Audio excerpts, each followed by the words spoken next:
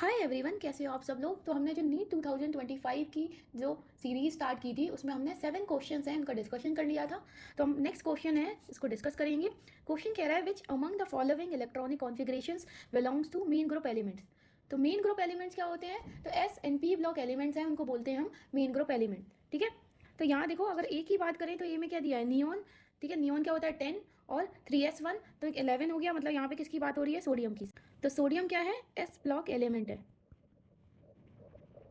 ठीक है, अगला बी की बात करें तो बी में दिया है आर्गन। आर्गन मतलब 18, 18 प्लस 5 क्या हो गया 23। तो स्कैंडियम, टाइटेनियम, वेनेडियम, यहाँ पे आ जाएगा वेनेडियम। तो ये क्या है, that belongs to D block. ठीक है, नेक्स्ट क्या है क्रिप्टॉन। तो क्रिप्टॉन क्या हो गया 36 प्लस 10 46। ठीक है, 46 प्लस 7 तो कितना हो जाएगा 53। तो 53 क्या होता है, आयोडीन। तो यहाँ पे आयोडीन कौन सा हो गया, पी ब्लॉक एलिमेंट। ठीक है, हेलोजन फैमिली से बिलोंग कर रहा है। अब डी की बात करें तो यहाँ पे अगेन क्या है, आर्गन मतलब 18 और 18 प्लस 10 क्या हो गया 28 प्लस 1 तो 29 क्या होता है, कॉपर। तो कॉपर क्या है, कॉपर डी ब्लॉक एलिमेंट है। ठीक है, नेक्स्ट ई की बात करें तो ई में क्या है, रेडॉन 86 प्लस 4 तो यहाँ पे हो जाएगा 90 थोरियम। तो ये क्या है, एफ ब्लॉक एलिमेंट है। ठीक है, तो अगर हम बात करें तो second option is the correct option, उसमें ही A and C only given है। ठीक है, चलिए अब नेक्स्ट क्वेश्चन की बात करते हैं। Which one of the following reaction does not give benzene as a product. ठीक है, अगर फर्स्ट की बात करें तो यहाँ पे क्या होगा, डिकार्बोक्सिलेशन। ठीक है, तो CO2 गैस बाहर निकल जाएगी, यहाँ पे क्या बन जाएगा, बेंजीन। ठीक है, अगर सेकंड की बात करें तो यहाँ पे क्या हो जाएगा, एन हेक्सेन गिवन है। ठीक है, MO2O3 गिवन है। ठीक है, मोलिब्डेनम है, उसका एक ऑक्साइड गिवन है। तो यहाँ पे क्या हो जाएगा, एरोमेटाइजेशन हो जाएगा, मतलब यहाँ पे बेंजीन रिंग का फॉर्मेशन हो जाएगा। ठीक है, अगर थर्ड की बात करें तो यहाँ पे क्या है, एसिटिलीन है, रेड हॉट ट्यूब लिखा है। तो 3 मॉलिक्यूल जो है एसिटिलीन के वो क्या करेंगे, बेंजीन रिंग का फॉर्मेशन कर लेंगे। ठीक है, अगला है फोर्थ। फोर्थ में क्या दिया है, बेंजीन डायजोनियम क्लोराइड। तो वो वार्म वाटर के साथ रिएक्शन करके यहाँ पे क्या बना देगा, फिनॉल बना देगा। ठीक है, साथ में क्या मिल जाएगा, HCl और N2 गैस है वो बाहर निकल जाएगी। मतलब जो फोर्थ है उसमें बेंजीन नहीं मिल रहा है, तो it is the correct option. ठीक है, चलिए हम नेक्स्ट क्वेश्चन की बात करते हैं। उसने बोला है the correct order of decreasing acidity of the following aliphatic acid. ठीक है, तो अगर हम एसिडिटी की बात करें तो वो क्या है, -I और -M और -H इफेक्ट से क्या है, बढ़ती है, और +I +M और +H इफेक्ट से क्या है, डिक्रीज होती है। ठीक है, तो अगर हम बात करें तो यहाँ पे देखो हमारे पास क्या गिवन है, एक SCOOH गिवन है, एक CH3COOH गिवन है। ठीक, एक क्या है, CH है, उससे 2 CH3 लगे हुए हैं। ठीक है, और COOH, और एक आखिरी है कार्बन है, उससे 3 CH3 ग्रुप लगे हुए हैं। ठीक है, तो हमें पता है कि जो CH3 है उसका कौन सा इफेक्ट होता है, +I। तो +I क्या करता है, जो एसिडिटी है उसको डिक्रीज करता है। तो यहाँ देखो थर्ड की बात करें तो इसमें 2 CH3 ग्रुप लगे हुए हैं, इसकी बात करें तो इसमें 3 CH3 ग्रुप लगे हुए हैं। मतलब ये क्या करेंगे, इसकी एसिडिटी को क्या कर देंगे, बहुत ज़्यादा डिक्रीज कर देंगे। ठीक है, तो यहाँ पे सबसे ज़्यादा एसिडिटी किसकी हो जाएगी, सबसे ज़्यादा SCOOH की, फिर CH3COOH की। तो यहाँ पे इसको फर्स्ट मान लेते हैं, ये सेकेंड, ये थर्ड और ये फोर्थ। तो सबसे ज़्यादा फर्स्ट की, फिर सेकेंड की, फिर थर्ड की, फिर फोर्थ की। तो यही हमारा आंसर हो गया। तो यहाँ देखो थर्ड और फोर्थ में सबसे पहले आ रहा है SCOOH। ठीक है, तो यहाँ पे थर्ड में देखो SCOOH, उसके बाद आ रहा है CH3COOH, फिर CH3 का whole twice CHCOOH, then CH3 का होल थ्राइस CCOOH। तो यही हमारा करेक्ट ऑप्शन हो गया। आई होप आपको समझ आया होगा। चलिए अब हम नेक्स्ट क्वेश्चन की बात करते हैं। ठीक है, उसने बोला है match list 1 with list 2। List 1 में मिक्सचर गिवन है और लिस्ट 2 में उनको कैसे हम सेपरेट करेंगे, तो उस मेथड का नेम गिवन है। ठीक है, पहला है CaCl3 + C6H5NH2, मतलब क्लोरोफॉर्म है और एनिलीन है, उन दोनों को आपस में सेपरेट करना है। ठीक है, तो अगर उनका सेपरेशन कराएंगे तो यहाँ पे हम सिंपल डिस्टिलेशन का यूज़ कर सकते हैं। ठीक है, नेक्स्ट है crude oil and petroleum industry. तो तुम लोगों ने जो कोल पेट्रोलियम वाला एक चैप्टर पढ़ा होगा 8th क्लास में। ठीक है, तो वहाँ पे फ्रैक्शनल डिस्टिलेशन कराते थे, और हम क्या करते थे, जो क्रूड ऑयल है उससे बहुत सारी चीज़ें हैं सेपरेट करते थे। हमें पेट्रोलियम जेली मिलती थी, पेट्रोल मिलता था, डीजल मिलता था, बहुत सारी चीज़ें मिलती थी। ठीक है, चलो तो इसका रिलेशन हो गया फ्रैक्शनल डिस्टिलेशन से। ठीक है, अगर डी की बात करें तो एनिलीन है और वाटर है, तो वाटर का सेपरेशन कराना है एनिलीन से, तो हम क्या करें, स्टीम डिस्टिलेशन का यूज़ कर लें। तो वाटर क्या स्टीम बन के बाहर निकल जाएगा, मतलब दूसरे राउंड बॉटम फ्लास्क में इसको कलेक्ट कर लेंगे, और जो एनिलीन है हमें फर्स्ट वाले जो राउंड बॉटम फ्लास्क में वो मिल जाएगा। ठीक है, तो जो डी का रिलेशन हो गया सेकंड से। अब ग्लिसरॉल फ्रॉम स्पेंट लाई, देखो जब हम सोप बनाते हैं उस प्रोसेस को क्या कहते हैं, सेपोनिफिकेशन। ठीक है, अब सेपोनिफिकेशन में होता क्या है कि एक बाई प्रोडक्ट फॉर्म होता है, उस बाई प्रोडक्ट में ग्लिसरीन होता है, ठीक है, सॉल्ट होता है और वाटर होता है। ठीक है, तो उसी को बोलते हैं हम स्पेंट लाई। तो उससे हमें ग्लिसरॉल का सेपरेशन करना है, तो हम क्या करते हैं, डिस्टिलेशन अंडर रिड्यूस प्रेशर का यूज़ करते हैं। तो फर्स्ट किसमें गिवन है, सेकेंड में तो नहीं है, और फोर्थ में नहीं है, मतलब फर्स्ट और थर्ड में है। ए का रिलेशन किसके साथ है? ए का रिलेशन है फोर्थ के साथ, मतलब जो हमारा फर्स्ट ऑप्शन है वो करेक्ट आंसर हो गया। ठीक है, चलिए अब नेक्स्ट क्वेश्चन की बात करते हैं। तो नेक्स्ट क्वेश्चन कह रहा है for the reaction A gas gives two B gas the backward reaction rate constant is higher than the forward reaction rate constant by a factor of 2500। ठीक है, मतलब रिएक्शन क्या है, ए गैस से two B gas बन रहा है। ठीक है, उसने बोला है फॉरवर्ड रिएक्शन का रेट है वो ज़्यादा है फॉरवर्ड रिएक्शन के रेट से।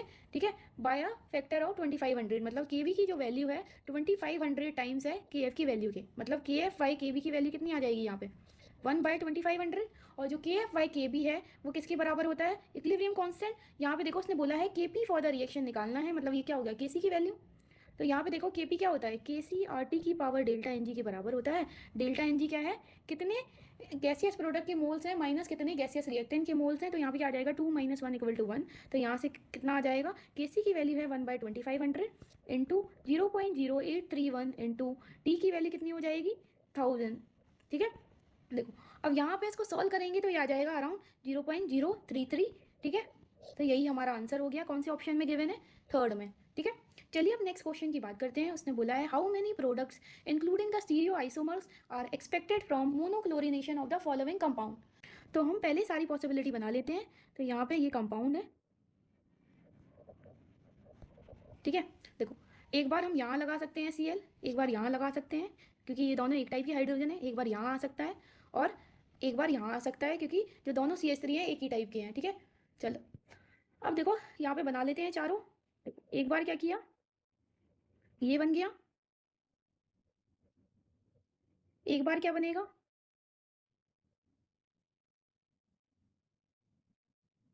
ये बन गया,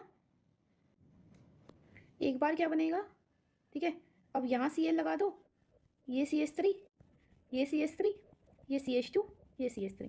एक बार क्या होगा, जो लास्ट वाला CH3 है वहाँ पे क्या करो, एक Cl लगा दो, या तो नीचे वाले में लगा दो या ऊपर वाले में लगा दो, दोनों क्या है सेम।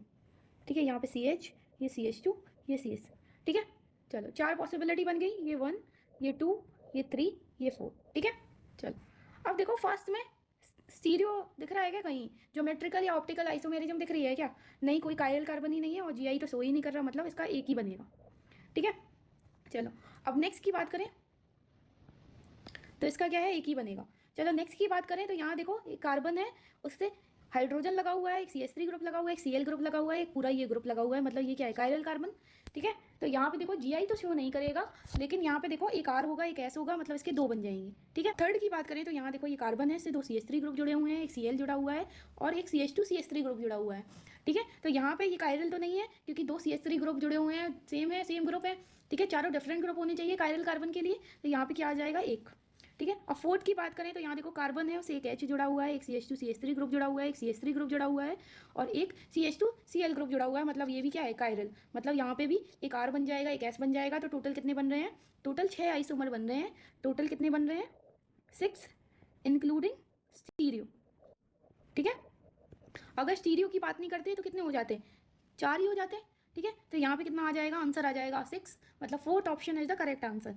ठीक है, चलो अब नेक्स्ट क्वेश्चन की बात करते हैं। उसने बोला है which of the following aqueous solution will exhibit highest boiling point. ठीक है, तो देखो डेल्टा टीबी जो है एलिवेशन एंड बॉइलिंग पॉइंट है वो बराबर होता है वांट ऑफ फैक्टर इंटू के बी इंटू एम के बराबर। ठीक है, तो यहाँ पे क्या आ जाएगा, डेल्टा टीबी जो है वो डायरेक्टली प्रोपोर्शनल हो जाएगा, के बी क्या है कॉन्स्टेंट है। ठीक है, यहाँ पे आई इंटू एम के बराबर, एम क्या है मोलैलिटी। ठीक है, अब यहाँ पे देखो उसने 0.01 मोलर दिया है, मोलैलिटी दी है, मोलैलिटी नहीं दी, मतलब यहाँ पे मान के चल रहा है वो कि मोलैलिटी और मोलैलिटी क्या है, सेम है। ठीक है, चलो क्लियर है।